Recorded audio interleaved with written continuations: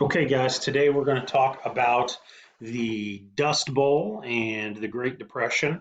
We're going to start with the Great Depression here in Texas and in the United States. And then we're going to go to talking about the Dust Bowl and the impacts in the United States and Texas. All right, so the Great Depression begins. 1929, you have the US stock market collapse. The reason it collapses is because it's kind of like a hollow bubble. Um, a lot of investors were borrowing money from banks to buy stocks. Now, the stock market, you have to understand, it's like betting money. You are betting money that a company is going to perform well. And a lot of times picking stocks, there's been some statistical analysis that shows people picking stocks, like regular people picking stocks, are no better than throwing darts. So literally, you can throw a dart or you can do all this kind of analysis and still do no better than just throwing the dart and randomly getting lucky. So if you borrowed money to basically bet this other people's money on whether a company is going to do good or not, and then if that company doesn't do well, especially because some of the people during this time period are inflating how well their companies actually are doing. They're not being honest about, yeah, this is the reality of our company. They're just trying to make money in the stock market. So eventually, this whole scheme just collapses when banks start to realize that, oh my God, we don't have the money that we loaned out ever coming back. It's all gone. And then if I have my money saved in your bank and your bank is wiped out, then what happens to my money? If I have all my savings in your bank, if I have my ability to pay my loans, pay my bills, pay my house off, and it's all in your bank, and your bank loaned all that money out and it's not coming back, that means I'm not going to get anything back. So for you to survive this, you might have to be the first one to get to the bank to get your money. So it's kind of like if you want toilet paper right now, you got to go to HEB at 6 in the morning when it opens at 8. Otherwise, somebody else is going to get all the TP. Same kind of concept. People started running to the banks to get their money, and all of a sudden the banks don't have any money because they loaned a bunch out, and now people are withdrawing their money from the banks because they don't want to have their money get lost. So all of a sudden the banks are all going bust and it becomes a huge problem. Bottom line is lots of people out of work because money is not moving through the economy, and it becomes a really bad problem. Lots of kids very poor, okay?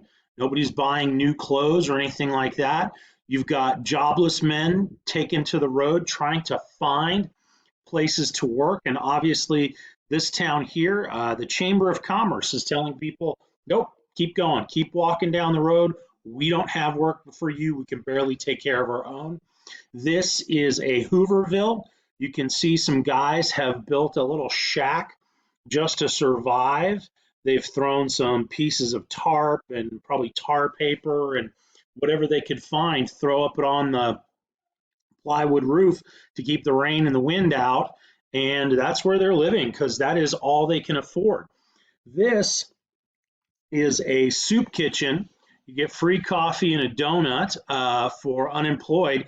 Interesting thing about this picture, this is actually Al Capone's coffee shop and soup kitchen.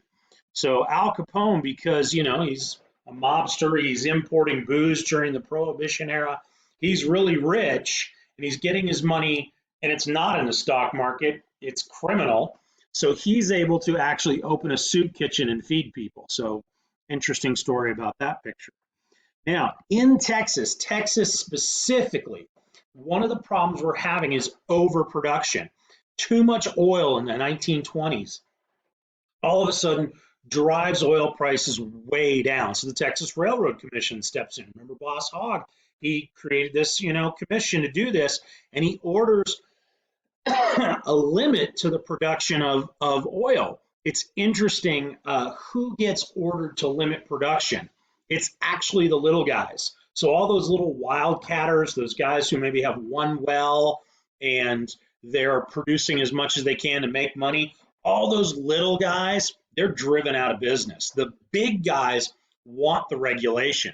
The big oil companies have paid the Texas Railroad Commission to get them to step in and shut down those little guys. That way, those little guys won't make any money, and the big guys will be able to stay in business. And that's kind of where Texas, the oil industry, is really seized by several big companies, and those big companies are able to use this economic downturn to drive all the little guys out of business. So the oil business becomes not monopolized, but dominated by a few companies like Texaco and Standard and a few other oil companies. By 1835, prices stabilize, yes, but at the cost of all the little guys going out of business. Welcome to capitalism. All right, so cotton crisis, same thing. Overproduction, the Great Depression is cutting demand. These businesses that used to make things out of cotton, they're not even afloat anymore. They can't even pay their employees, let alone buy cotton to come in the door because they haven't been paid. Or their investors or people who used to buy from them, they're all gone, no money. So all of a sudden, cash just isn't flowing through the market system, and you've got this Great Depression, and all of a sudden, everything is just going badly. So the Texas Agriculture Department is trying to urge farmers to reduce the number of acres planted in cotton.